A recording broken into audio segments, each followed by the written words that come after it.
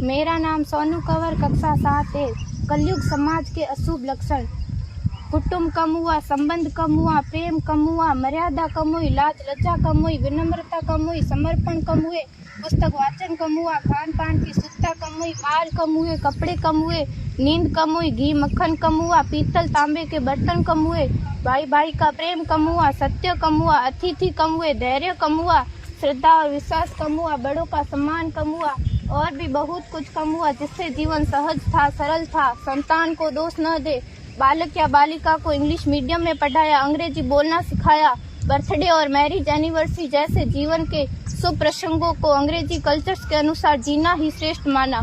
माता पिता को मम्मी डैड कहना सिखाया। जब अंग्रेजी कल्चर से परिपूर्ण बालक या बालिका बड़ा होकर आपको समय नहीं देता, आपकी भावनाओं को नहीं समझता, आपको तुच्छ मानकर आपसे जुबान लड़ाता, जब आपको बच्चे में कोई संस्कार नजर नहीं आता, तब घर के वातावरण को गमगीन किए बिना, संतान को दोष दिए बिना एकांत में जाकर रो लीजिएगा, क्योंकि पुत्र या पुत्री की पहली वर्षगांठ से ही भारतीय संस्कारों के बजाय, मंदिर जाने के बजाय केक कैसे काटा जाता है, यह सिखाने वाले आप और अम्मी है। जब बच्चा पहली बार घर से बाहर निकलता है तो प्रणाम और आशीर्वाद के बदले बाय बाय कहना सिखाने वाले आप और अम्मी है।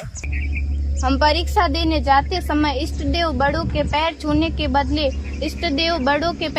के बदले बेस्ट ऑफ लक कहकर परीक्षा भवन तक छोड़ने वाले आप और अम्मी है।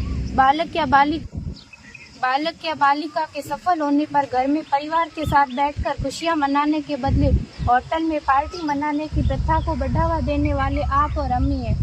बालक या बालिका के विवाह के पश्चात कुल देवता देव दर्शन भेजने से पहले हनीमून के लिए फॉरेन टूरिस्ट स्पॉट भेजने की तैयारी करने वाले आप और अम्मी है। ऐसी कई ढेर सारी अंग्रेजी कल्चर्स को हमने जाने अनजाने स्वीकार कर दिया है। अब तो बड़े बुजुर्गों के पैर छूने में भी शर्म आती है। गलती किसकी? मात्र आपके माता और पिता की। अंग्रेजी अंतर्राष्ट्रीय भाषा है, से काम का जेतु सीखना है, अच्छी बात है, लेकिन इसकी संस्कृति को अपने जीवन में उतारने की तो कोई बाध्यता नहीं थी। अपनी समृद्ध संस्कृति को त्याग कर नैतिक मूल्यों, मानवीय संवेदनाओं से रहित अन्य सभ्यताओं की जीवन शैली अपनाकर हमने क्या पाया? अवैध संबंध, टूटते रिश्ते, व्यसन युक्त धन, थके हारे मन, छल भरे रिश्ते, अनुशासनहीन संतानें, असुरक्षित समाज। एक बार विचार जरूर कीजिएगा कि संस्कारवान पीढ़ी क्यों आवश्यक है।